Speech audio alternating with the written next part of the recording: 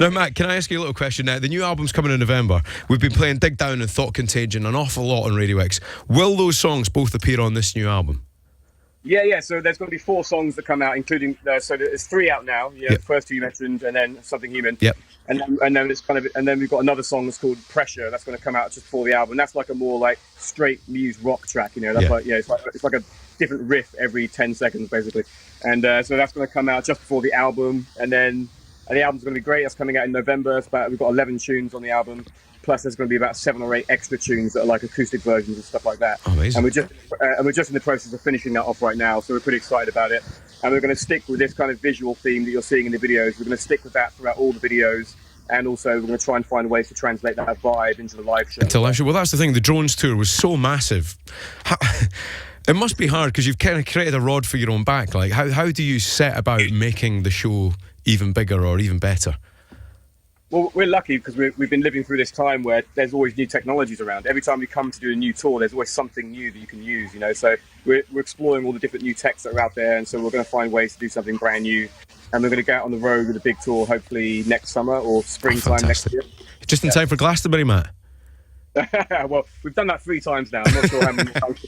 I'm not sure if they'll let us back. Radio X. So the song's called Something Human. Can you give us a bit of an idea of what the inspiration was for the song and how you came about writing it?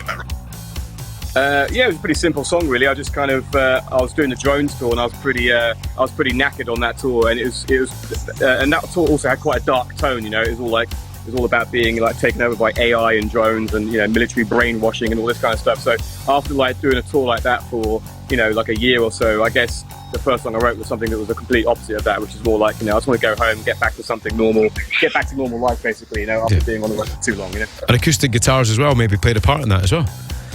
For sure, yeah. Something about when you pick an acoustic up, it just makes you open up. Do you know what I mean? Like you find yourself singing things that are just more honest and more intimate and personal. I don't know why that is. It just happens with that instrument.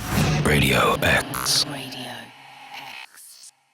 The artwork is absolutely brilliant, right? It's got a bit of Stranger Things about it, and Teen Wolf as well. Are you going through this 80s revival like the rest of us at the moment? Absolutely, yeah. I mean, I kind of like I realised when I was growing up in the early 80s, and I think some of my first exposure to music was through those films, and so it kind of occurred to me making this album that probably had a bigger impact on my whole sort of visual aesthetic for Muse and everything, and bringing in kind of fantasy and crazy stuff like that. So I think like that video is like a mixture of Cannonball Run, Blade Runner, Teen Wolf, Bill and Ted's Adventure, all that kind of stuff.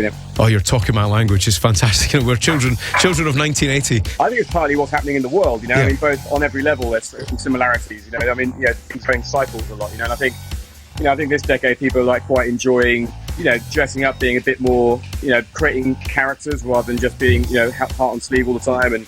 And I think people like visuals that are kind of a bit more fantastical, a bit out there. Do you know what I mean? Like, I think, it's not like, in the 90s, it was all like everything, in the 90s, everything was deadly serious and everything was like earnest. But also, I think a sign of our times is this kind of like, this sort of doing something nostalgic, but doing it in a way that seems futuristic, and I think that's something that is very of the time.